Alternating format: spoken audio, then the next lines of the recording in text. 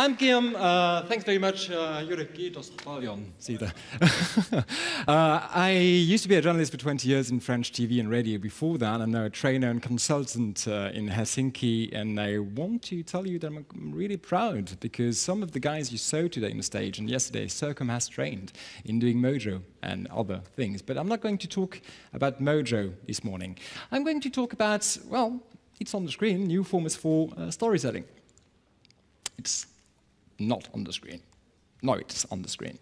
Why do we do that instead of Mojo now? We had been doing Mojo for several years, and we had been leading the way in Mojo, in European broadcasting and training dozens of journalists doing that. But we feel we must show the way, and you just saw the proof that Mojo has spread out in Europe, and broadcasters know how to do that now. We're moving to new formats for storytelling because I feel it's the most necessary shift for us, and we really should go into that direction of just doing new things and reach new audience. And in all of that starts with stories. I mean, that's the basic element which makes people want to watch anything that we could produce. But in this day and age, that word, stories, sort of changed meaning. I mean, you had an Instagram session yesterday, but yeah, I mean, today we talk about Insta stories. When you say the word story, people might think of something else than 5 years ago. Same with Snapchat, same with WhatsApp. And just to give you a glimpse of that world we don't really see when we have the TV broadcasters' eyelids on. I mean, today there are 191 million daily active users on Snapchat, which means that they not only view stuff on Snapchat, but they produce video, the things that needed 5 guys a few years back, you know, with a car and transmitter and a lot of crap. Today, anyone can do it with a phone. And Facebook saw that and just copied the format and implemented it in WhatsApp. 300 million daily active users. Instagram stories just skyrocketed last year, 450 million daily active users. And even Facebook stories we didn't even know existed, 150 million users. So that means in hindsight that we have more than 1 billion people. There might be, I mean, some overlap, but using that format, receiving information with that medium and producing stuff. And just to give you a quick little boring graph about where it's headed to, look at Instagram. That's the highest line of all. I mean, it's really a steep curve and it's going up. I mean, just 6 months ago, Instagram had 300 million users for stories. So you had a session. I'm not going to cover that again, but just tell you how it can be useful for even like really well-respected medias like the Financial Times, for instance. I mean, they also do story, which it doesn't need to be video. I mean, that story from today is just stills and text about abortion in Ireland. Touchy topic. That's how they treat it. Ireland is divided, yeah, you guess. And then you have some text, and you have some quotes, and you don't need sound because people don't put it on. The quotes with a picture of the people, another one, and the most important element of all, at the end, swipe up to go to the Financial Times website. I mean, we are not just working for Instagram, Facebook. We can use Insta Stories as a tool to bring traffic towards our outlets. And that is something, there was an interview published just a few days ago by the social media director of the Financial Times saying that it's an investment. You need to allocate resources in order to produce these stories, but it's really interesting in terms of traffic. So it takes time, but there's a benefit. And that's the Financial Times saying that. The other really trendy one, again, I mean, you all have Instagram on your phones. Just follow big media outlets to see what they do.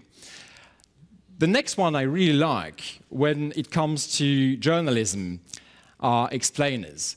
These not so short videos that can go quite deep into a topic. And it is 16:9 video. It looks a lot like TV, but it's not. Let me show you an example, just a little clip from a 10-minute video. It's going to be shorter.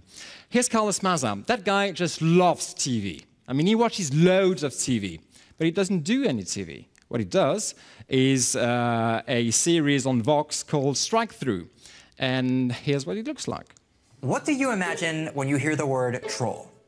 You probably imagine an anonymous internet commenter, or a shock jockey, or a partisan hack. You probably don't imagine the Senate Majority Leader, or the Speaker of the House of Representatives, or the Chairman of the House Intelligence Committee. But maybe you should, because if the past few months of batshit political coverage have shown us anything, bombshell accusations, missing text messages, secret society, secret memos, one hell of a conspiracy that does go deeper than Watergate, or doesn't answer at all by any means. It's that trolling is now the work of serious politicians. We begin tonight with the unraveling of a conspiracy theory. This one was created and promoted by elected officials on Capitol Hill. Trolling has been used to refer to a lot of different bad behaviors, but at its heart, it means deliberately provoking someone in order to bait them into overreacting. Milo Yiannopoulos does this all the time. He says something he knows is ridiculous. I find AIDS quite funny. And then smiles as the audience freaks out. But because I don't want to spend a whole video talking about Milo, let's use a different example. Let's use Charlie Brown. What? Just go with me. You've watched this scene a million times, right? Lucy promises to let Charlie Brown kick the ball. Charlie tries to kick it, she pulls it away, and he falls flat on his ass. This scene is basically trolling 101. The troll baits their target. I'll hold the ball and you kick it. The target gives the desired reaction. This time I'm gonna kick that football clear to the moon. And then the truth is revealed.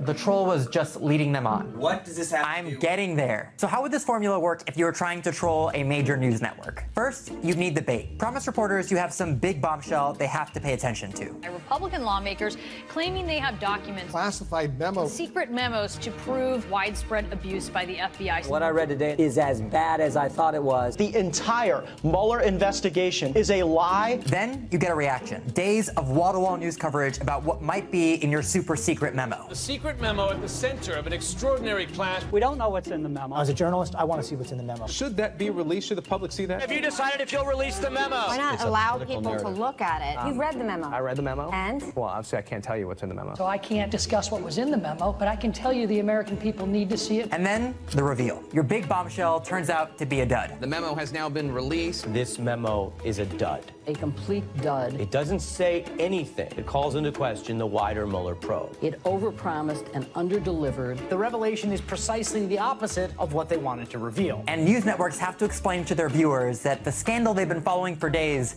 was actually nothing. Interesting, isn't it?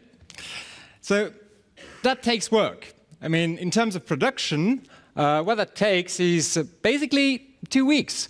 2 to 3 people work on that. So there's Carlos doing all that research, watching loads of TV, taking notes and putting the clips aside. Motion graphics, camera guy, even though he doesn't do much, but sometimes he's an actor also. But it takes really a lot of work. But in the end, it goes on Vox's YouTube channel, where there are 4.1 million subscribers. So you can talk about niche topics and reach a broad audience. I mean, I'm sure there are some people in this room who would be glad to have 4.1 million viewers. Well, they have them, and they put that in the pipeline. Last year, for those of you that were at the last conference, I talked about the German Funk network. Long story short, it's a 45 million investment into new formats from German public TV company ARD and ZDF. And I want to check back on them because I just think it's the best example of an old media moving to new formats in the world today. I mean, what they're doing is fantastic. Funk.net. Go there. If you speak German, that helps, but you don't need to. Just look at the way things look. So, one of the most interesting formats they came up with was during the election, the last German election. It was called Deutschland 3000. And the goal of that series, that was only published on Facebook, was to tell about important political topics from the campaign to young voters, people under 30 years of age. Another clip. Entgeltgleichheitsgesetz mit Verbandsklagerecht, Wechselmodell zur Regelung der Betreuung minderjähriger Kinder, Individualbesteuerung statt Ehegattensplitting. Alter, das klingt, als wäre Gleichberechtigung ein Thema so emotional wie die Aufbauanleitung von einem Billigregal. Dabei geht's doch eigentlich wirklich jeden was an. Mich sowieso, weil ich eine Frau bin, und Männer spätestens dann, wenn sie Väter werden. Deutschland 3000.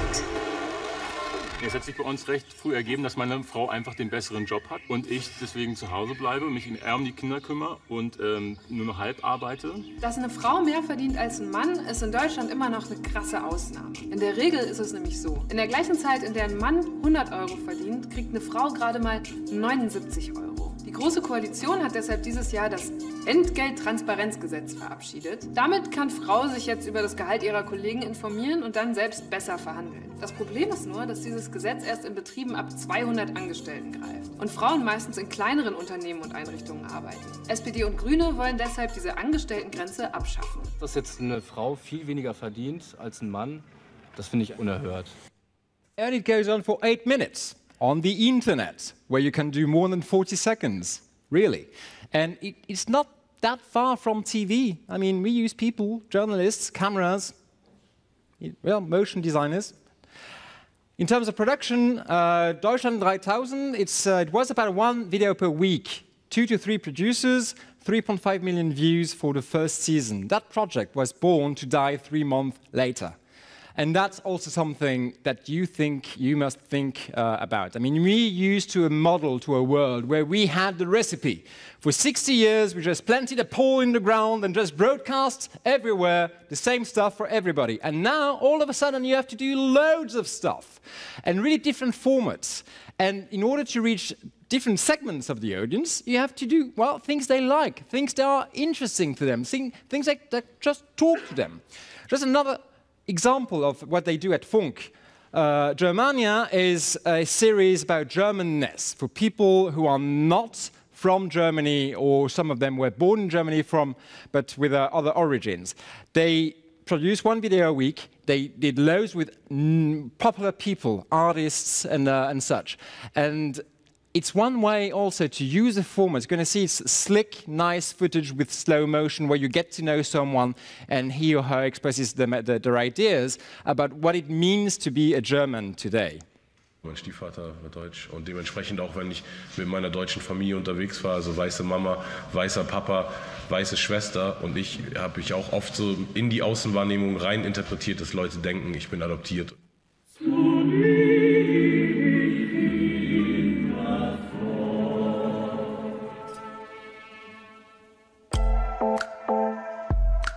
Ich bin Sammy Deluxe, werde bald 40, wohne in Hamburg und bin halb deutsch, halb sudanesisch. Meine Mutter ist deutsch und hat damals meinen Vater im Sudan kennengelernt.